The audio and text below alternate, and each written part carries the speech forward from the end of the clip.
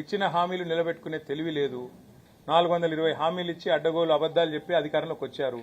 తప్పించుకోవాలంటే ఏం చేయాలి? అమలు చేయకుండా 6 గ్యారెంటీలు, 420 హామీలు, ఏదో ఒక రూపంలో అటెన్షన్ డైవర్షన్ గేమ్లు ఆడాలి. అందులో భాగంగా కొన్ని రోజులు కాళేశ్వరం కుంభకోణం అని కొన్ని రోజులు డ్రామా, తర్వాత ఫోన్ ట్యాపింగ్ అని కొన్ని రోజులు డ్రామా, అట్లాగే కొన్ని రోజులు గొర్రెల స్కామ్ అని డ్రామా, కొన్ని రోజులు ఫార్ములా ఈ అని కొన్ని రోజులు డ్రామా. ఈ 2 ఏళ్లు ఈ డ్రామాలు, క్రైమ్ కథా చిత్రాలు, హారర్ చిత్రాలు తప్ప రేవంత్ రెడ్డి గారి ప్రభుత్వం సాధించింది, ప్రజలకు ఇచ్చింది ఏమైనా ఉందా? దయచేసి మీరు కూడా, మీడియా సోదరులు కూడా ఆలోచించాలని నేను కోరుతా ఉన్నా. ఇవాళ మమ్మల్ని మన హరీష్ రావు గారు వారి బొగ్గు కుంభకోణాన్ని బయటపెట్టినారు. రేవంత్ రెడ్డి గారి బావమరిది ఆధ్వర్యంలో ఎట్లా సింగరేణిలో బొగ్గు కుంభకోణాలు జరుగుతున్నాయి, 1000 కోట్ల కాంట్రాక్టులు అటు రేవంత్ రెడ్డి గారు ఇటు కేంద్ర ప్రభుత్వంలో ఉన్న పెద్దలు మంచిగా అదులుకొని బదులుకొని ఇద్దరు కాంగ్రెస్ బీజేపీ వాళ్ళు వారు చక్కగా దోపిడీ చేస్తున్నారో బయట పెడితే, పొద్దున బయట పెడితే సాయంత్రం కల్లా సిట్టు నోటీసు. నేను అందుకే అంటా ఉన్నా, ఇవాళ సిట్టు వేయాల్సింది ఎవరి మీద? పొంగులేటి శ్రీనివాసరెడ్డి రాష్ట్ర రెవెన్యూ శాఖ మంత్రి, వారి కొడుకు గూండాగాళ్ళం తీసుకొని పోయి భూములు కబ్జా చేస్తా ఉన్నాడు, ప్రైవేటు భూములు. వారి మీద సిట్టు వేయండి. ఇవాళ రేవంత్ రెడ్డి గారి బావమరిది సృజన్ రెడ్డి డైరెక్ట్ గా బొగ్గు కుంభకోణాలు చేస్తున్నాడని ఆధారాలతో చూపెడితే వారి మీద సిట్టు ఉండదు, ఏ విచారణ ఉండదు. కనీసం బీజేపీ వాళ్ళని ఆశ్చర్యం అనిపించింది కిషన్ రెడ్డి గారు మాట్లాడితే. ఆయన అంటున్నాడు, ఏది రాష్ట్ర ప్రభుత్వం కంప్లైంట్ చేస్తేనట ఈయన సిబిఐ విచారణకు ఆదేశిస్తారట.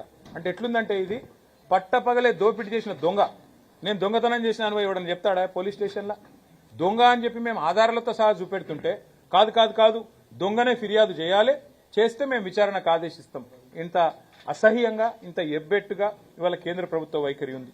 అమృత్ స్కామ్లో సృజన్ రెడ్డి గారి కంపెనీకి అర్హత లేకపోయినా కేంద్ర ప్రభుత్వ పథకం అమృత్లో వీళ్ళ బావమరిది రేవంత్ రెడ్డి గారి బావమరిది ఇవాళ కాంట్రాక్ట్లు ఏవైతే దక్కించుకున్నారో ఆధారాలతో సహా నేను పోయి ఢిల్లీకి పోయి కేంద్ర పట్టణాభివృద్ధి శాఖ మంత్రికి ఇచ్చినాను. వేయండి సిట్టు దాని మీద. అట్లాగే మరి సుప్రీంకోర్టు ఎంపవర్డ్ కమిటీ చెప్పింది, కంచె గచ్చిబౌలి భూముల్లో 10,000 కోట్ల కుంభకోణం జరిగింది, దీని మీద ఒక స్పెషల్ ఇన్వెస్టిగేషన్ టీం వేయండి అని చెప్పి నేను చెప్పడం లేదు, బీఆర్ఎస్ చెప్పడం కాదు, సుప్రీంకోర్టు అపాయింట్ చేసిన సెంట్రల్ ఎంపవర్డ్ కమిటీ కేంద్ర ప్రభుత్వానికి రికమెండ్ చేసింది. ఎందుకు కేంద్ర ప్రభుత్వం స్పందించట్లేదు? ఎందుకు రేవంత్ రెడ్డిని కాపాడుతున్నది? అట్లాగే ప్రధానమంత్రి నరేంద్ర మోడీ గారు తెలంగాణకు వచ్చిన ప్రతిసారి చెప్తారు, ఇక్కడ ఆర్ఆర్ ట్యాక్స్ అమలవుతుంది అంటారు. మరి ఆర్ఆర్ ట్యాక్స్ అమలవుతుందని మీరు చెప్పి సంవత్సరంన్నర అయిపోయింది. రేవంత్ రెడ్డి గారు, రాహుల్ గాంధీ గారు దోపిడీ చేస్తున్నారని మీరే చెబుతూ, మీ కేంద్ర హోంశాఖ మంత్రి అమిత్ షా గారేమో తెలంగాణ ఏటీఎంగా మారిపోయింది కాంగ్రెస్ అని స్టేట్మెంట్ ఇస్తారు. మరి దొంగలు పట్టుకోవాల్సింది హోంమంత్రే కదా, పోలీసు వాళ్లే కదా.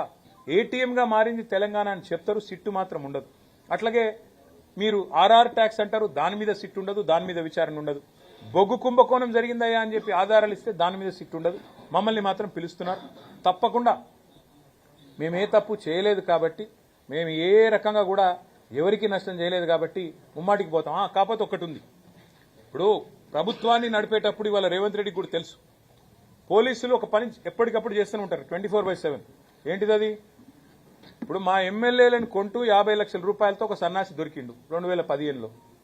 ఒక సన్నాసి మా ఎమ్మెల్యేలను కొంటూ 50 లక్షల రూపాయలు పట్టుకొని బ్యాగులో మా ప్రభుత్వాన్ని కూల్చాలని కుట్ర చేస్తూ దొరికిండు.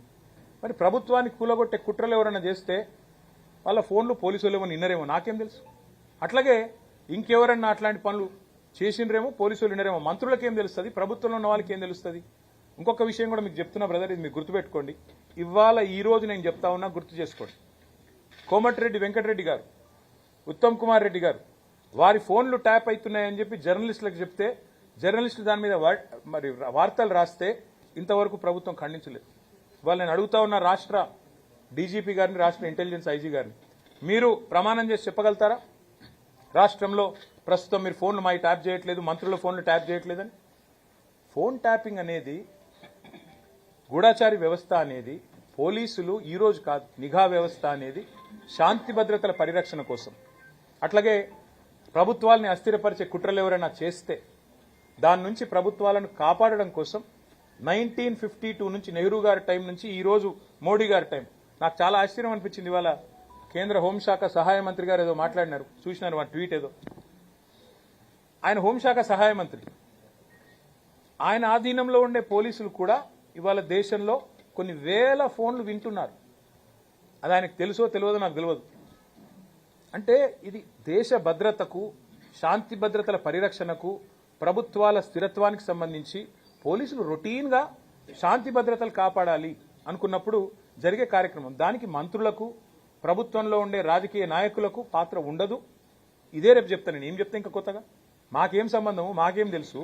ఇవి రొటీన్గా జరిగే కార్యక్రమాలు జరుగుతుంటాయి. ఈ రోజు కూడా ఇప్పుడు మీతో మాట్లాడుతున్నాను కదా, పక్కనే కాంగ్రెస్ ప్రభుత్వం ఉన్నది కర్ణాటకలో, తెలంగాణలో కాంగ్రెస్ ఉన్నది, ఇటు పక్కకు బీజేపీ ఉన్నది.